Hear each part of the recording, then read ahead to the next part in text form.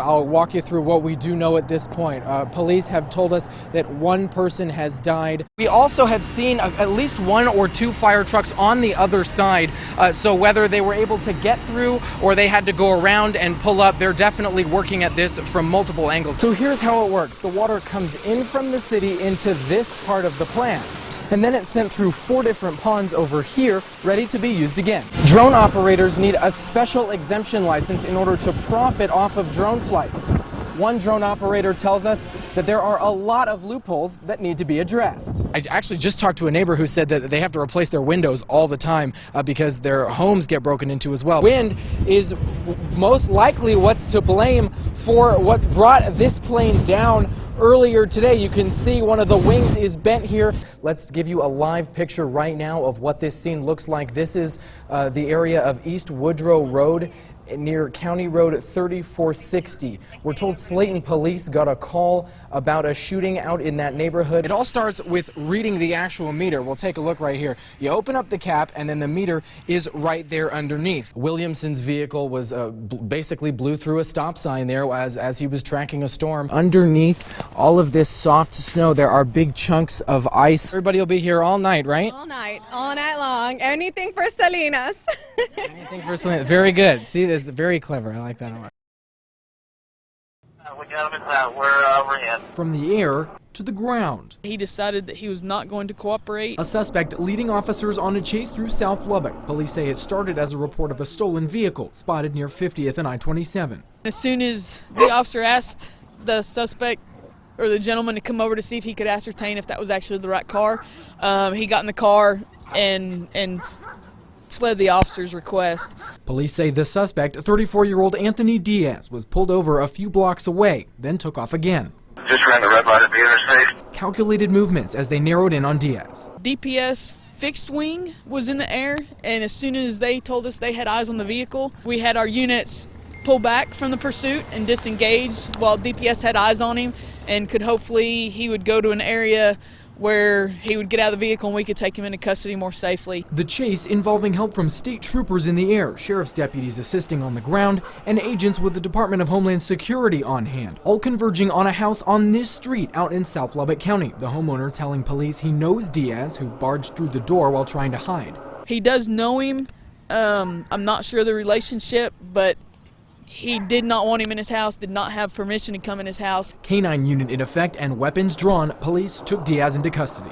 The homeowner gave us permission to go in there and get him out. And in the middle of all of this, a minor traffic accident involving a police cruiser while trying to track Diaz down. He starts backing up, going against traffic the wrong way on Indiana. Took the turn a little fast and attempting to get to the suspect, and he collided with 2 of the cars that were parked at the light.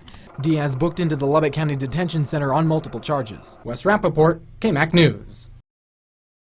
We've always called him Big E. He's a big kid, a big teddy bear. Fun-loving, always had a smile on his face. If you just look at Esteban Hernandez, you'd have no idea he was sick. One of his teachers at Idalou High School called him a gentle giant, always smiling and ready to learn. And he was already a survivor. Cancer came when we started high school. 3 years ago. His friends say he recovered, but then the cancer came back twice. Esteban, he's just a great kid, and he shouldn't be going through this. Camping trips with his pals turned into hospital visits, so the kids in Esteban's welding class came up with a plan to help pay the medical bills. And we're trying to be there for him, and these angel crosses all the benefits are going towards the family. And crosses made from horseshoes welded into the shape of angels' wings. Esteban's Angels. Teacher Michael Collins says his students have already made 20 of them, with another dozen on the way and orders from out of state. It's a good way for us to actually teach them some process of the welding process, but also,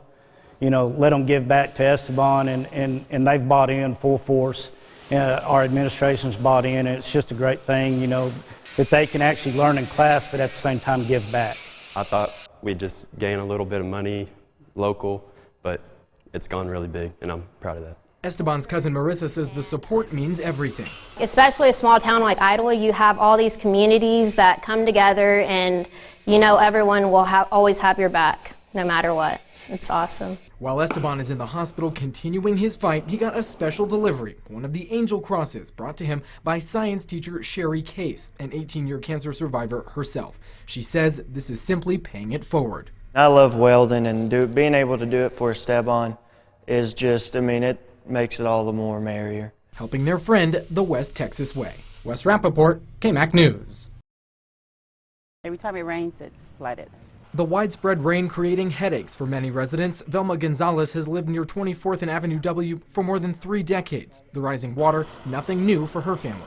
It's something that we do every time it rains. We're always having to clean out our back room and all the sewage that runs into our backyards, into our houses, and yeah, it's a big problem. Gonzalez was not the only one with issues stemming from Wednesday's downpour. One of her neighbors ending up with a tree in his front yard thanks to high winds. Cars stalled along 19th Street, 19th and University, one of the many intersections underwater for hours, and some Texas Tech students forced to make alternate plans. I didn't see any damage, but there was a lot of high water. This student ditched his shoes in search of a meal off campus. I did have shoes earlier, but they were getting really wet, and I wanted to throw them in my backpack. I tried to roll up my pants, but the water was up knee-deep some places, so it didn't really do anything. Some drivers waiting as long as 2 hours for tow truck services, we're told, and this Covenant ER patient trying to get to the hospital stopped, stuck with nowhere to go. You know, a lot of the different neighborhoods got affected in a lot of different ways. The Playa Lakes and the parks seem to be affected by the flood water the most on this Wednesday. You can see the street right here over at 22nd and Avenue X. Well, come over here and take a look at this. This is a piece of a car that made its way all the way from the road here into the park. But the wet weather not keeping everyone down, some kids turning the drive-bys into sprinklers. And these guys were outside Tech's campus helping drivers who got stuck and going for a bit of a swim in the meantime. Luckily, no major injuries to report due to the wet weather, though we did have a few close calls. Now, even though much of the flooding has subsided, all of this water serving as a reminder that, at least in some neighborhoods, there can be too much of a good thing.